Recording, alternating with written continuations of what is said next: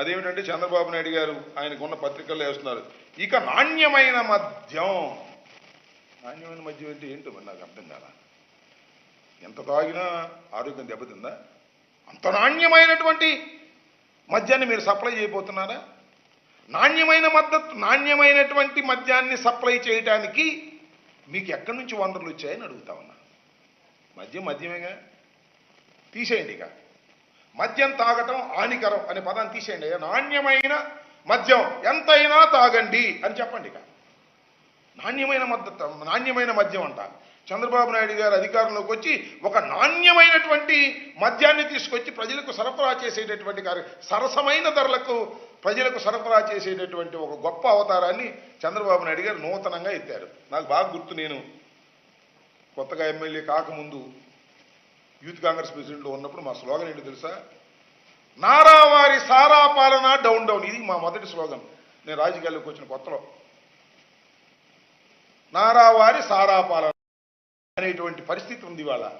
ఆ రోజున ఉమ్మడి రాష్ట్రంలో నారావారి సారా పాలన కొనసాగించినటువంటి పరిస్థితి మనం వాళ్ళు గుర్తు చేసుకోవాలని మనం చేస్తున్నాం. ఉమ్మడి రాష్ట్రం లేదా మనం విడిపోయినటువంటి రాష్ట్రంలో కానీ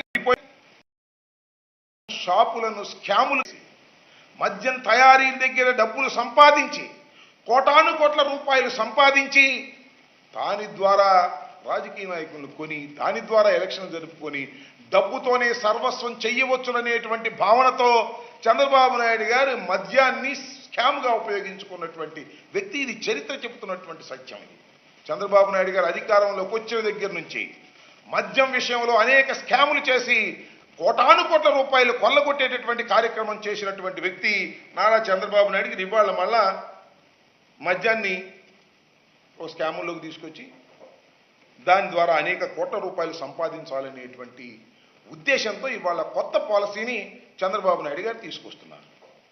మమ్మల్ని ఏమన్నాడు తెలుసు కదా, మేము సప్లై చేసే మద్యం అంట చాలా ప్రమాదకరమైన మద్యం అట, అది విషమట, అది తాగితే కిడ్నీలు చెడిపోతాయంట, అది తాగితే మనుషులు చచ్చిపోతారట. మరి ఇప్పుడు 100 రోజులు అయిందిగా, 100 రోజులు ఎక్కడి నుంచి ఏ షాపులో తాగారు? మేము సప్లై చేసినటువంటి బ్రాండ్ లేక కొత్తగా బ్రాండ్లు ఏమి రాలేదుగా. ఎన్ని కిడ్నీలు పోయినాయి, ఎంతమంది చచ్చిపోయారు, ఏమిటి కథ? ఒక లాజిక్ ఏది? లాజిక్ లేదు. ఎక్కడికి వెళ్ళినా మీటింగుల్లో నాణ్యమైన మద్యం ఇస్తాం, జగన్మోహన్ రెడ్డి గారు ఇచ్చేటటువంటి మద్యం చాలా ప్రమాదకరమైనటువంటి మద్యం, చాలా ఖరీదైన మద్యం ఇస్తున్నారు అని చెప్పి ప్రచారం చేసి ప్రజలను నమ్మించే ప్రయత్నం చేశారు. నమ్మారేమో మరి మనకు తెలియదు. ఇవాళ మరి చెప్తున్నా, ఇవాళ చేయమంటున్నా, నాణ్యమైన మద్యాన్ని ఎలా సరఫరా చేస్తారో చూడాలి. దానికి వాళ్ళ కొత్త స్లోగన్స్ పెట్టి వెళ్ళేటటువంటి ప్రయత్నం నారావారు చేస్తున్నారు. సారా పాలన చేసే ప్రయత్నం నారావారు చేస్తున్నారు. ఈ సందర్భంగా చెప్పదలుచుకున్నా. నేను అడుగుతా ఉన్నా, పూర్వం చంద్రబాబులోకి ఉన్నప్పుడు సుమారుగా 4,380 మద్యం షాపులు ఉండేవి ఈ రాష్ట్రంలో. మన రాష్ట్రంలో 4,380 మద్యం షాపులు. మేము వచ్చిన తర్వాత మద్య నియంత్రణ చేయాలని ప్రభుత్వమే మద్యం షాపులు ఓపెన్ చేసి మద్యాన్ని అమ్మేటటువంటి కార్యక్రమం చేశాం. దానికి 2,934 షాపులను ప్రభుత్వం ఓపెన్ చేసింది. నేను అడుగుతా ఉన్నా, మద్యం షాపులు ప్రైవేటీకరణ చేస్తే లంచాలు వస్తాయా, ప్రభుత్వం అమ్మితే లంచాలు వస్తాయా చెప్పని అడుగుతా ఉన్నా. ప్రభుత్వం అమ్మితే లంచాలు ఎందుకు వస్తాయి? ప్రైవేటీకరణ చేస్తే లంచాలు వస్తాయి. 2,934 షాపులు మేము మెయింటైన్ చేస్తే మీరు 4,380 షాపులు పెట్టి దోచుకుని ఇవాళ మీరు మా ప్రభుత్వాన్ని విమర్శించేటటువంటి కార్యక్రమం చేస్తున్నారు. అంతేకాదు, ఇవాళ రేపు సుమారుగా ఎన్ని షాపులు అవుతాయో, 4,000 అవుతాయో, 6,000 అవుతాయో, 7,000 అవుతాయో ప్రైవేటు మద్యం షాపులు తీసుకొచ్చి పెట్టి సిండికేట్లు చేసి తద్వారా డబ్బులు కాజేయాలనేటువంటి ప్రయత్నంలో ఇవాళ చంద్రబాబు నాయుడు గారు ఉన్నారు. మేము చూసాం ఇంతకు ముందు కూడా చంద్రబాబు నాయుడు గారి పరిపాలనలో అందరూ సిండికేట్ అయ్యేవాళ్ళు. మొత్తం ఆ సిండికేట్లు ఏం చేసేవాళ్ళు అంటే 25 రూపాయల బాటిల్ అని చెప్తే రేట్ ఏమో 25 రూపాయలు ఉండేది షాపులో, బయట లోపలే 35 రూపాయలు అమ్మేది. అందరూ తెలుగుదేశం కార్యకర్తలు పంచుకునే కార్యక్రమం చేసేవారు. ఇవాళ కూడా అదే మళ్ళీ కార్యక్రమం జరుగుతూ ఉందిగా. నేను మనవి చేస్తున్నా, ఇంతకు ముందు బార్లు, వైఎస్ఆర్ కాంగ్రెస్ ప్రభుత్వంలో ఏర్పడినటువంటి బార్లు యజమానులని ఇవాళ మెడబట్టుకొని బయటకు గంటి మీరు ఇవాళ ఆక్రమించుకున్నారు. చాలా చోట్ల నేను చెప్తాను, అవసరమైతే వాటి నెంబర్ కూడా చెప్తాను. ఆక్రమించుకొని మీ కార్యకర్తలతో ఇవాళ బార్లు నడుపుకునే పరిస్థితి చేస్తున్నారు. ఇంతకన్నా దారుణం ఏం కావాలి? ఈ రకంగా ఒక దుర్మార్గమైనటువంటి కార్యక్రమానికి ఇవాళ మీరు శ్రీకారం చుట్టేటటువంటి కార్యక్రమం చేస్తున్నారు. ఇది చాలా దురదృష్టకరమైనటువంటి ప్రయత్నం అని కూడా ఈ సందర్భంగా నేను చెప్తూ, దాంతోపాటు ఏమంటారంటే మేము బ్రహ్మాండమైన తీసుకొని మాకు ప్రచారం చేసేటప్పుడు ఇంకో మాట కూడా చెప్పారు. భూమ్ భూమ్ జగన్మోహన్ రెడ్డి గారిదంట, ప్రెసిడెంట్ మెడల్ జగన్మోహన్ రెడ్డి గారిదట. నేను మనవి చేస్తున్నా, ప్రజలు గుర్తించాలని మనవి చేస్తున్నా, ఈ బ్రాండ్లన్నీ కూడా చంద్రబాబు నాయుడు గారు పరిపాలనా కాలంలోనే, అంటే 2019-14 కాలంలోనే ఈ బ్రాండ్లన్నీ ఇచ్చింది చంద్రబాబు నాయుడు గారు. దానికి లెక్క ఉంది, జీవోలు ఉన్నాయి. చూడండి, ఒక మాట చెప్తాను. President medal, Hyderabad Bru deluxe, ఈ బ్రాండ్లు 2017 నవంబర్ 22న సాక్షాత్తు చంద్రబాబు నాయుడు గారి ప్రభుత్వం అధికారంలో వాటికి అనుమతి ఇచ్చింది.